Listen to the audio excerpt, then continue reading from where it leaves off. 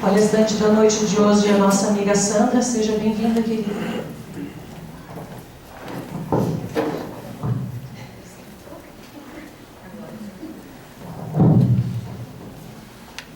Sempre esquenta um pouco.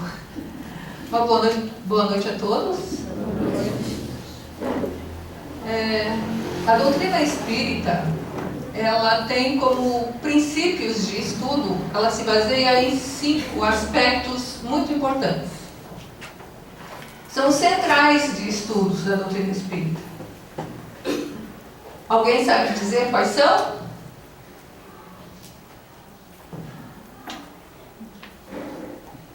Nós acreditamos em Deus. Primeiro, nós acreditamos em Deus. Que Deus é justo, bom, único, eterno. Que não existe nada que não tenha sido criado por Deus e que tudo é bom. Que nós somos imortais, sobrevivemos após a morte. Todos nós. Terceiro, que nós, depois de mortos, nos comunicamos. Podemos voltar e falar do outro lado, com as pessoas ditas vivas ou encarnadas. Quarto, nós voltamos para a Terra, ou para outros planetas quantas vezes forem necessários, até que consigamos evoluir sendo bons, honestos, justos e amorosos.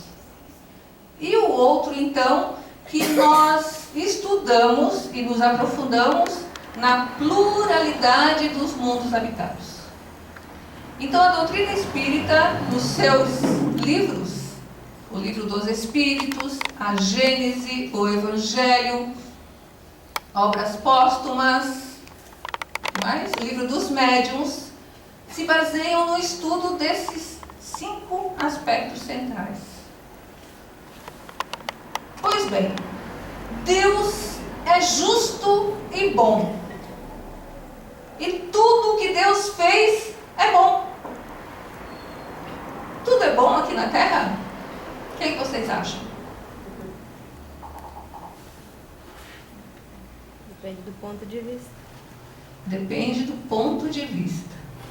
Então existem coisas aqui na Terra que nos fazem sofrer. Mas tudo que Deus criou é bom. É bom. Então, nesse depende do ponto de vista que ela falou ali, tem uma criança de 2 anos, menos de 2 anos, que está começando a andar e ela vem correndo lá, querendo chegar até aqui, tropeça e bate com a cabeça na minha canela e dói. Sabe quando alguém bate na canela da gente e dói? O que eu faço com essa criança? Dou uma surra nela? Por que eu não bato na criança?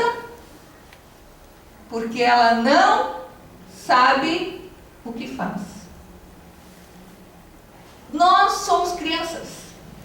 Crianças espirituais vivendo numa experiência carnal e que fazemos coisas assim. E muitas vezes passamos uma existência e não nos corrigimos. Existem pessoas que têm comportamentos infantis até o desencarne.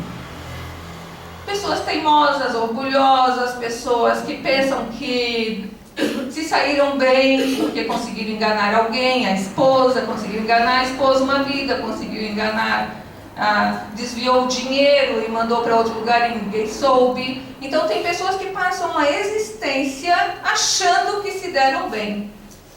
Mas como Deus é bom e tudo que Deus criou é muito bom e justo, faz com que a gente vá lá na frente descobrir que estávamos equivocados. Porque tudo que nós plantamos, nós colhemos. Existem pessoas que parecem que não estão colhendo nada de ruim, embora estejam plantando coisas ruins. nessa vida. Aí a gente diz assim, mas onde que está a justiça divina que fulana pronta e não paga? Aí veio a leitura do nosso amigo no começo, em que Jesus disse, então, que parece, né, quando uma pessoa leva o outro a um grande sofrimento, que causa um grande sofrimento para uma nação, desviando recursos que eram para a saúde, para a educação, para uma série de melhorias, parece que a pessoa se deu bem. Parece que aquela pessoa que está fazendo as coisas assim, enganando ou ludibriando o outro, parece que ela está se dando bem. Só que as leis divinas são justas. E Deus não fica assim, dizendo assim, você vai pagar. É incrível. Cada um de nós tem um campo magnético espiritual. Eu, Sandra, aqui, vocês estão me vendo apenas na forma física. Mas eu sou um espírito, e espírito é energia. Um campo energético. E se utiliza de um perispírito que registra tudo o que eu faço. Registra em relação à saúde e em relação aos meus pensamentos. E vai projetando no meu campo perispiritual, registrando tudo.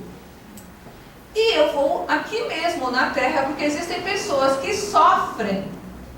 E não é de outra vida, não. Sofrem porque aprontaram nessa existência mesmo e estão colhendo as coisas que fizeram aqui.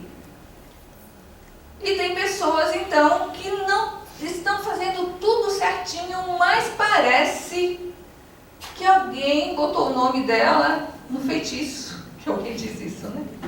Porque só podem ter amarrado o meu nome na boca do sapo. Só que desconhecem que a gente só atrai e só passa por experiências que nós atraímos de acordo com o nosso estado psíquico, emocional, vibracional. Quando eu ando pela rua, parece que eu estou andando assim, mas ninguém anda assim. Nós andamos atraindo. Se todos nós pudéssemos ter uma anteninha e sintonizar bem, nós não atrairíamos tanta coisa negativa. Mas só que a gente não sabe que a gente atrai. Então a gente anda por aí atraindo as circunstâncias de acordo com os nossos sentimentos mais íntimos. Por mais que a gente tenha uma máscara de beatitude, mas lá no íntimo nós sabemos as nossas mazelas. E é com esses pensamentos íntimos, com esses nossos desejos internos que nós vamos atraindo as circunstâncias. Pois bem, todos nós atraímos as pessoas de acordo com o nosso padrão vibracional. Não, mas eu sou uma pessoa tão boa, como é que eu fui atrair fulano na minha vida? Muitos de nós traçamos um plano reencarnatório. Nós reencarnamos ou para fazer alguém progredir, ou para progredir em conjunto. E as leis divinas, que não precisam de Deus em dedo em riste, nada disso, fazem com que a gente se veja atraído no reencarne a conviver com um grupo familiar de acordo com as nossas necessidades. Então, todos nós reencarnamos na família necessária que vai trabalhar aquilo que estava em débito ou aquilo que nós atraímos.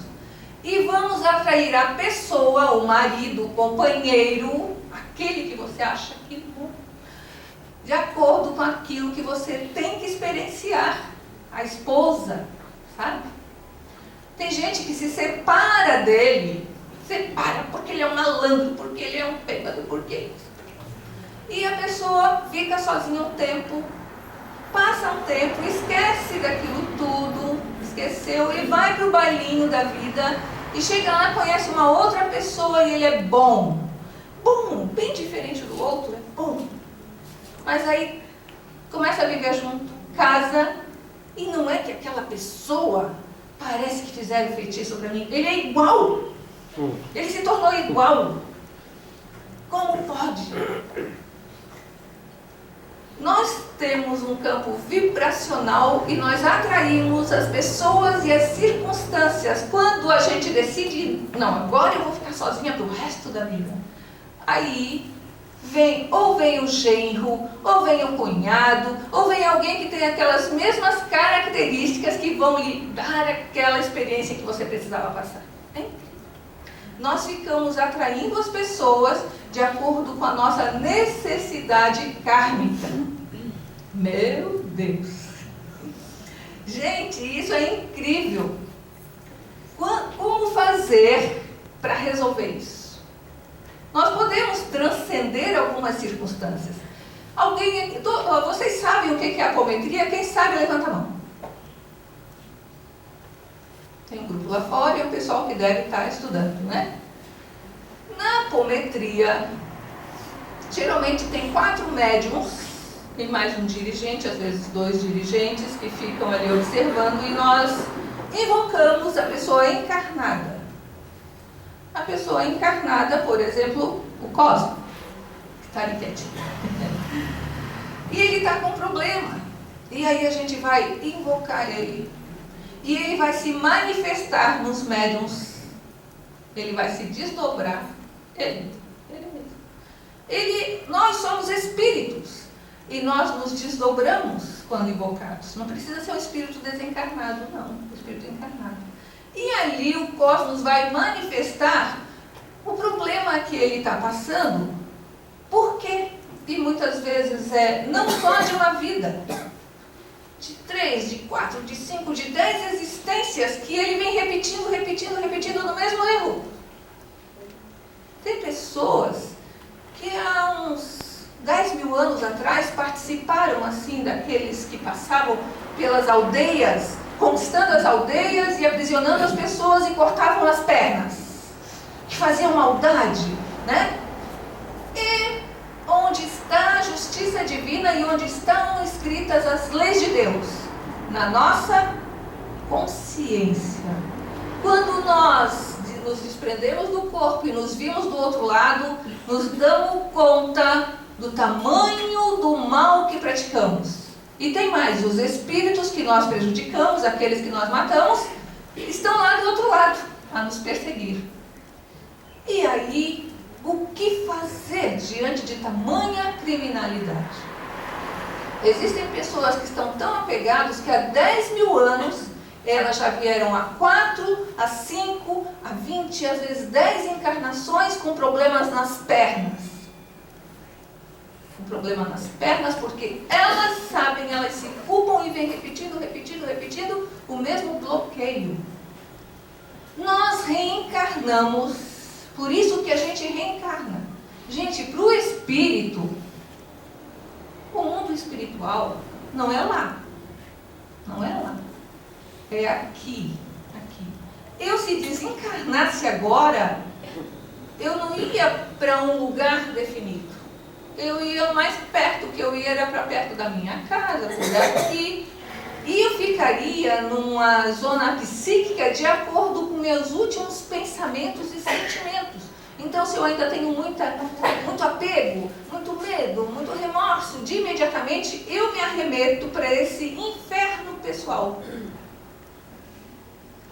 Pois existem pessoas que estão dentro das suas casas com tudo que é de bom e tudo que é perfeito para poder levar uma vida feliz, mas estão presas e bloqueadas nas suas culpas.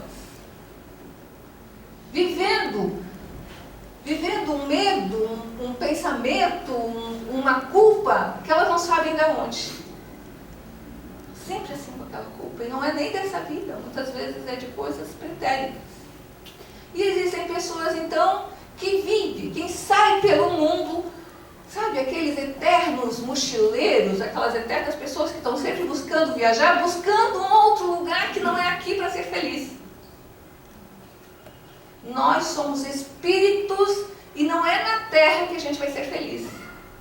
Nós estamos aqui e reencarnamos no corpo físico para passarmos por uma experiência maravilhosa. Sabe quando que uma mãe vai poder muitas vezes encontrar com um filho que está muito distante na sua evolução só quando encarnado. Passou e foi apresentado, e a gente até vendeu os ingressos para aquele teatro, que é Um Amor de Renúncia. Alguém aqui foi? A personagem principal do livro Renúncia, que é a psicografia de Francisco Cândido Xavier, ditado pelo espírito de Emmanuel, Alcione, ela já era um espírito evoluído e que já estava habitando um outro planeta, não mais a Terra, e ela lá já era dedicada ao estudo das músicas astrais, de outros tipos de música, que não as nossas terrenas, e ela já estava inserida num outro tipo de trabalho, quando ela disse, foi lá pedir para os seus professores do mundo espiritual que ela queria voltar à Terra, que ela queria reencarnar.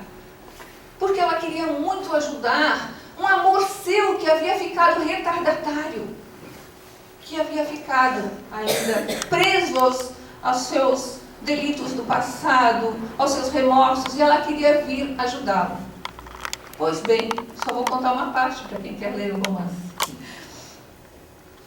O mentor espiritual, o protetor dela, disse assim: você tem certeza que você quer reencarnar? Sim, quero, porque eu quero muito ajudá-lo. Mas você tem certeza? Porque estando em contato com a carne, a gente sofre a ação desse corpo. A gente se ressente de fome, de frio, das vibrações da paixão. E você estando encarnada, você vai sofrer. Depois vocês vão ler o livro. Pois bem, quando nós estamos nesse corpo aqui, nós ficamos sentindo as sensações, coisas que o espírito não consegue sentir. E é nesse estar assim que a gente pode estar junto, muitas vezes, de pessoas que ficaram muito aquém, muito distante da gente, seja num estado menos evoluído ou mais evoluído. Então, muitas esposas, muitas mães, muitos maridos, muitos filhos se propõem a voltar com uma outra encarnação para uma reconciliação. Oportunidade cedida por Deus dentro das leis justas, em que a gente volta muitas vezes no ambiente de trabalho necessário para que a gente aprenda a amar e a perdoar, na família para que a gente aprenda a amar e perdoar, para que a gente possa estender a mão para o outro. Muitas vezes aquela criança que você agasalha ali e ama, frágilzinha, querida, indefesa, foi numa outra existência alguém que lhe fez muito mal. Muito mal. Imaginem um de vocês pegando o Fernandinho Beiramar, vou colocar o nome dele porque é mais conhecido, para morar dentro de casa de vocês. Difícil você pegar um bandido, um assassino, alguém que estuprou, que matou, que lhe enganou em outra existência e dizer assim: não, deixa ele vir que eu vou perdoar. Muito difícil. Então, nas leis reencarnatórias, os espíritos, eles conversam e você é atraído. Muitas vezes a gente até nem participa no agrupamento dessas pessoas. São os espíritos superiores que fazem uma preparação, mas nós somos atraídos e puxamos. E atraímos as células da mãe e do pai necessárias para que tenhamos a conformação física de acordo com a experiência carnal que teremos que passar. Então, a doença, muitas vezes genética, é formação nossa. A família que nascemos é escolha e atração necessária.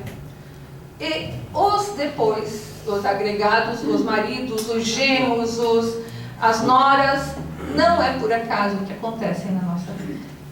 Nós vamos atraindo as pessoas. E é o exercício do perdão diário. Aí tem uma questão, pena que é tão pouco tempo. Mas eu vou ter mais uns 5 minutos porque avançaram na minha hora. Eu estava de olho. Então, Quando nós mandamos nossos filhos para estudar na escola, todos nós obrigamos os filhos a estudar, não é verdade? E eles têm que saber matemática. Matemática é importante, não é todo mundo não é... Matemática é importante.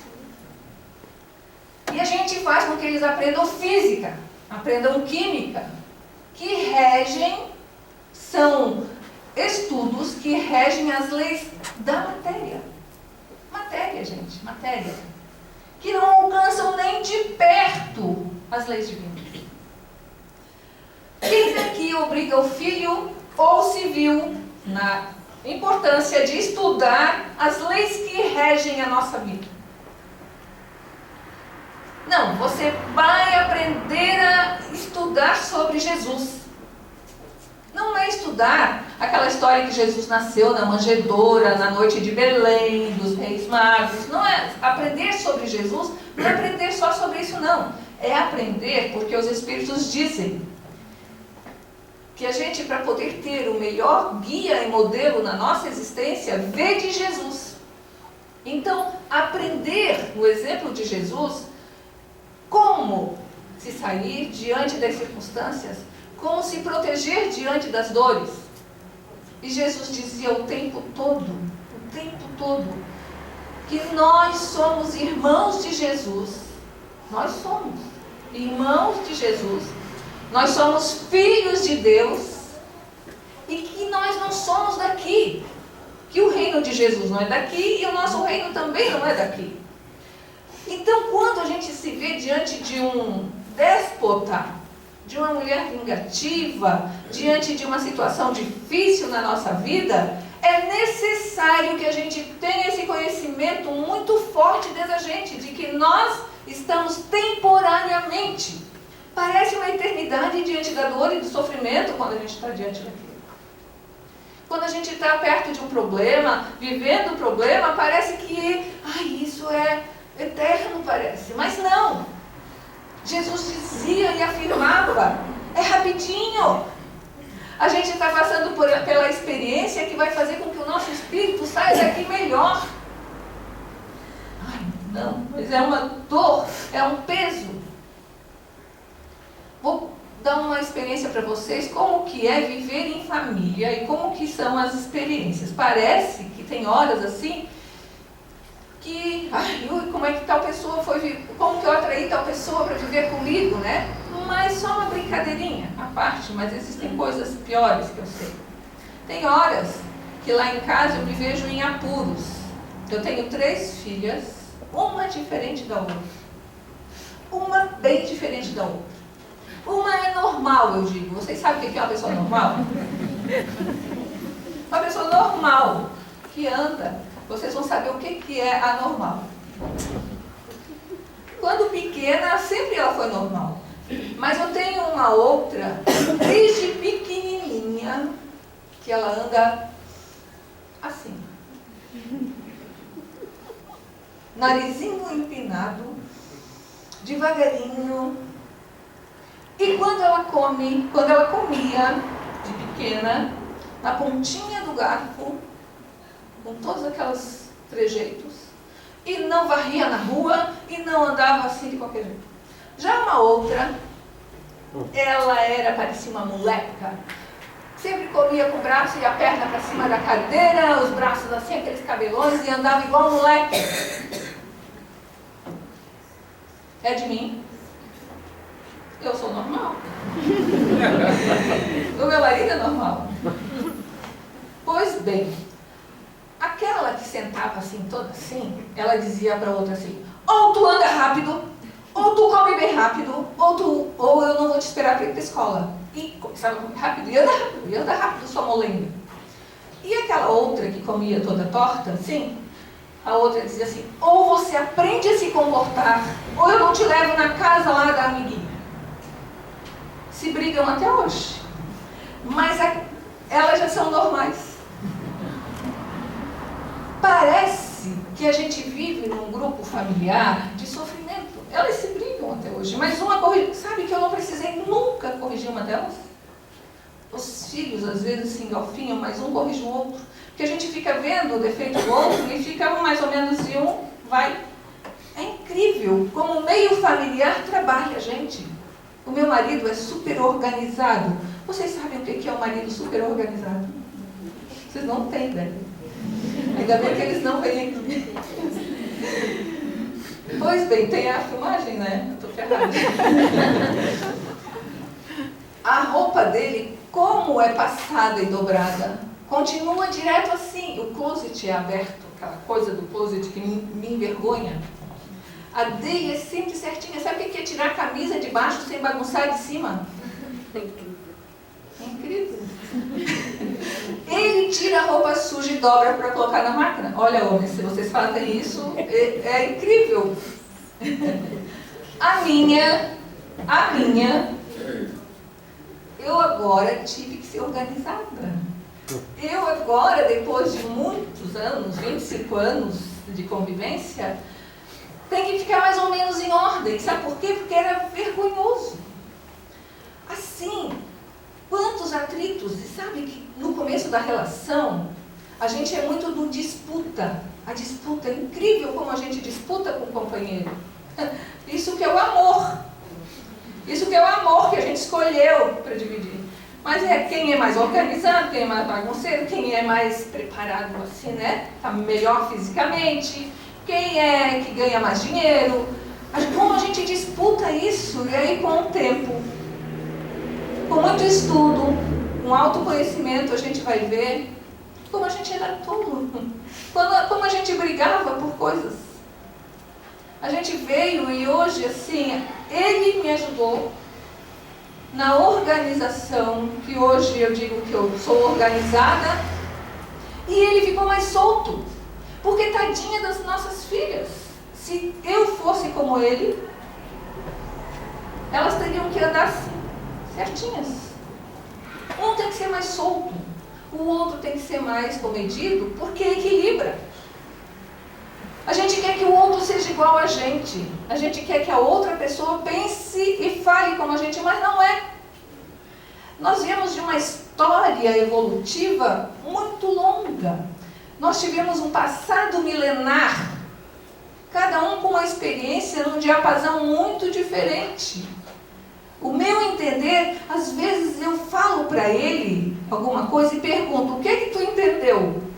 Alguém já fez essa experiência com o marido? Fale alguma coisa e depois pergunte o que é que ele entendeu. Ele não entendeu tudo.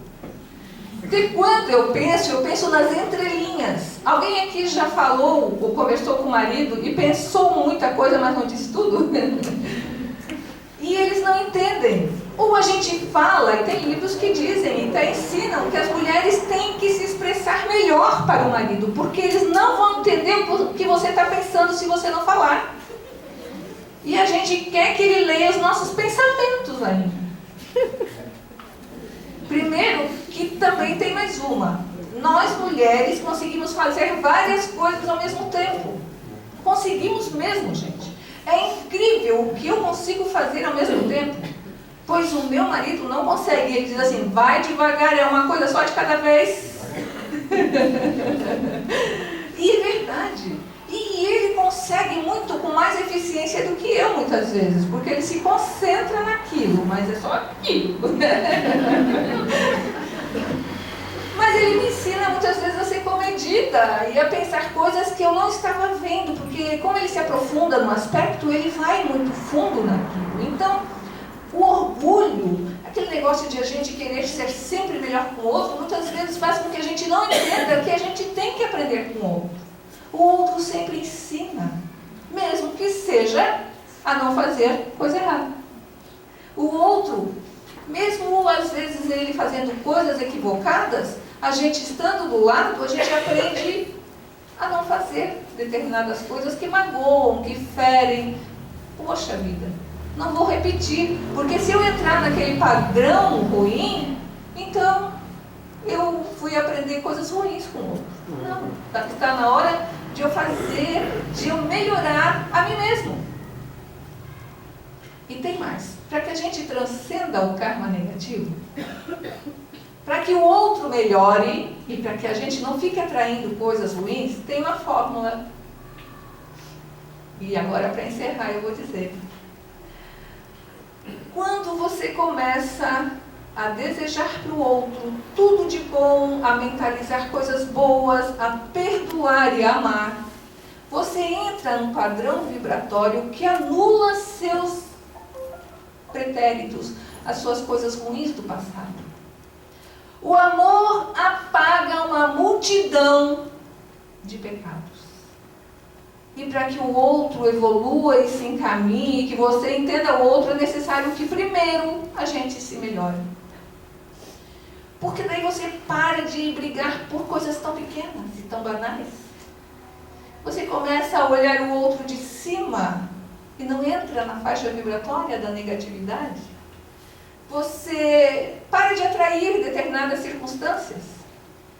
Porque ou você resolve dar o passo evolutivo, você evolui, ou você vai ficar sempre atraindo as circunstâncias que tem que lhe fazer evoluir. Para que a gente não reencarne mais na Terra, só tem uma coisa para fazer e é fácil. Muita gente vai pensar, então eu não vou mais reencarnar. É amar. Amar incondicionalmente. Tem uma moça que disse assim: eu vou me separar dele porque eu não amo mais ele.